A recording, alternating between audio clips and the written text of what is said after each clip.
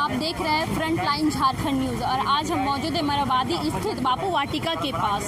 जैसा कि आप यहां देख सकते हैं कि कांग्रेस के नेता मंत्री और बहुत सारे ऐसे नेताएं यहां मौजूद हैं। महंगाई को लेकर के, महंगाई जो है इनमें रसोई गैस हुआ और पेट्रोल डीजल के दामों को लेकर इतनी ज़्यादा बढ़ोतरी हो गई है कि आम जनता भी बहुत ज़्यादा परेशान है। उसको लेकर आज देखिए यहाँ पे तरह तरह के नारेबाजी लगाई जा रही है। तो आइए हम यहाँ जानते हैं कुछ नेताओं से कि उनकी क्या राय है।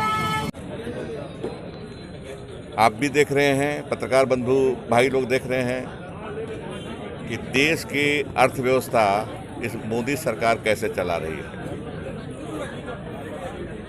जीडीपी में ह्रास हुआ, कमी आई तो दुनिया जान रही है, हम भी जान रहे हैं। लेकिन महंगाई का कहर जो देश में चल रहा है उसको हम भुगत रहे हैं, देख नहीं रहे, हम भुगत रहे हैं।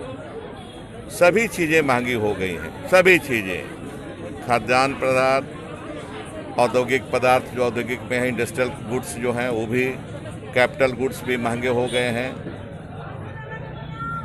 और पेट्रोल डीजल की कीमतें तो आकाश छू गई, शायद आकाश से ऊपर, स्पेस में। अभी विदेशों में स्पेस में जा रहे हैं लोग, उसी तरह से विदेश स्पेस यात्रा कर रहे हैं, उसी तरह से ये पेट्रोल डीजल की कीमतें हैं स्पेस यात्रा के लिए निकल गई हैं। 100 को हम लोग हद मानते थे, ये लोग समझ रहे थे, सोच रहे थे कि कब सरकार 100 तक पहुंचा देगी, लेकिन अब तो 100 से ज़्यादा हो गया, स्पेस में पहुंच गए हम लोग।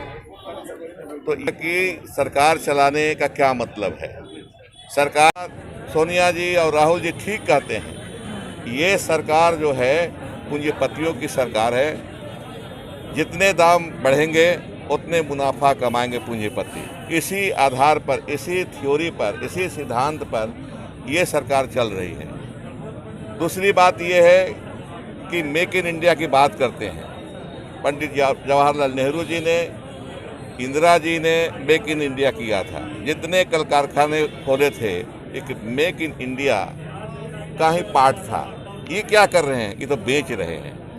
मेक इन इंडिया जो कांग्रेस के ज़माने में आज़ादी के बाद एक मुहिम छेड़ा गया था मेक इन इंडिया का, उसको ये बेच इन इंडिया कर रहे हैं, बेच रहे हैं, इसको बेचने का काम कर रहे हैं। इन सब हालात ऐसे हैं कि अब तो कहना पड़ रहा है, जनता कह रही है कि सरकार आप चला नहीं पा रहे हैं आदरणीय मोदी जी, आप गद्दी छोड़ दें, गद्दी छोड़िए, दूसरी पार्टियां आएंगी और फिर पहले जैसी स्थिति लाएंगी। अच्छे दिन आएंगे जब फिर पहले की स्थिति में 2014 के पहले जिस तरह से प्राइस लेवल था, जिस तरह का हर चीज़ का, पेट्रोल डीजल गैस का जो लेवल था प्राइस का, वो कम से कम वापस आ जाए तो हमारे अच्छे दिन आएंगे। ये तो बुरे दिन आ गए हैं, मोदी जी के समय में बुरे दिन आ गए हैं। इस बुरे दिन से निजात पाना है हमको। इसलिए कांग्रेस पार्टी आज के दिन राज्य में आंदोलन छेड़ी हुई है। आज जगह जगह देखिएगा हम लोग आंदोलन कर रहे हैं, जिला में और ये स्टेट लेवल में। इसके पहले यात्रा किए थे, साइकिल यात्रा निकाले थे और इस तरह से हम लोग कार्रवाई कर रहे हैं आंदोलनात्मक। तो आज हम स्टेट लेवल में हमारे जितने विधायक हैं, जितने सांसद, पूर्व सांसद हैं, हमारे बड़े नेता जो जितने हैं, वो सभी यहाँ जमा हुए हैं। कोरोना के वजह से भीड़ नहीं हो सकती है, प्रोसेसन नहीं निकाल सकते हैं। हम कोरोना का जो प्रोटोकॉल है उसका पालन करते हुए यहाँ जमा हैं और विरोध कर रहे हैं केंद्र सरकार की इस अर्थनीति का, आर्थिक नीति का।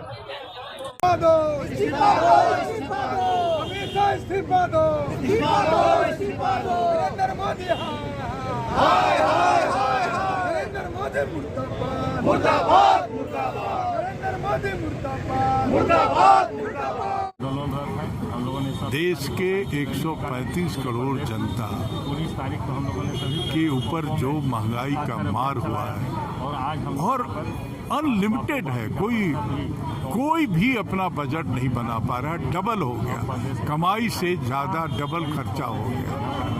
तो ऐसी हालत में जो ये देश की जनता का आवाज़ हम बन करके ये लड़ाई लड़ रहे हैं, हम संसद से लेकर सड़क तक लड़ रहे हैं और ये कुंभकर्ण सरकार को जगाने का कोशिश कर रहे हैं। आप जानती हैं कि जब यूपीए में मैं मंत्री था तो दुनिया में सबसे ज़्यादा महंगा तेल था। $112 से लेके $125। तब हम डीजल पेट्रोल 65 रुपये देते थे, 65 रुपये।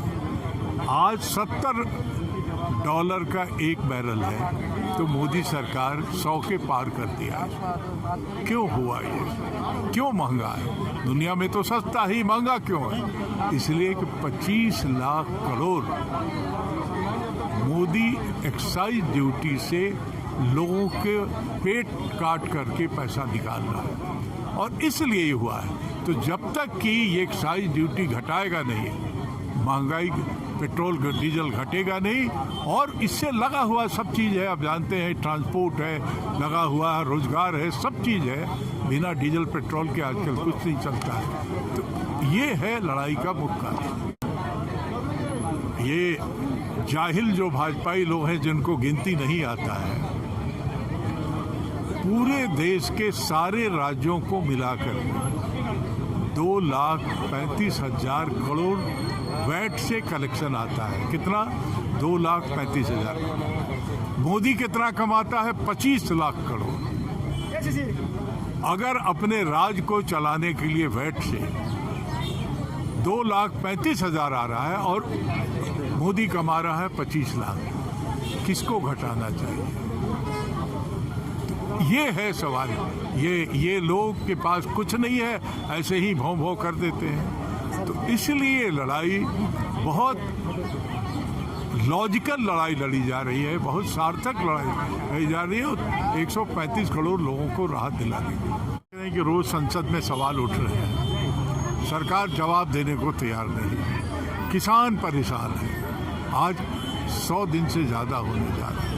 किसान लोग जो है आज 200 दिन, कितने लोग मर गए हैं। कोरोना में जो लोग मर रहे हैं, आप सब लोग विटनेस रहे हैं, गवाह रहे हैं कि एक ऑक्सीजन के बिना कितने लोग मरे, कैसे हारा। क्योंकि पहले सारा ऑक्सीजन जो था कंट्रोल सेंट्रलाइज मोदी कर रहे थे, मर गया, मानने को तैयार नहीं। तो ये पूरे कोई ऐसा क्षेत्र नहीं है, किसान, मजदूर, बेरोजगार, नौजवान बेरोजगार है। जितनी बेरोजगारी बढ़ी है कोरोना में, 2 करोड़ बेरोजगारी सिर्फ कोरोना में बढ़ी है, और उसके पहले तो छोड़ दीजिए जो था। तो ऐसी स्थिति में ये लड़ाई 1-2 दिन की नहीं है। हम ये लड़ाई जब तक कि देश को मोदी सरकार से मुक्ति न मिले, ये लड़ाई हमारी चालू है। सर, अभी जैसे कि झारखंड में सरकार गिरने की बातें चल रही है।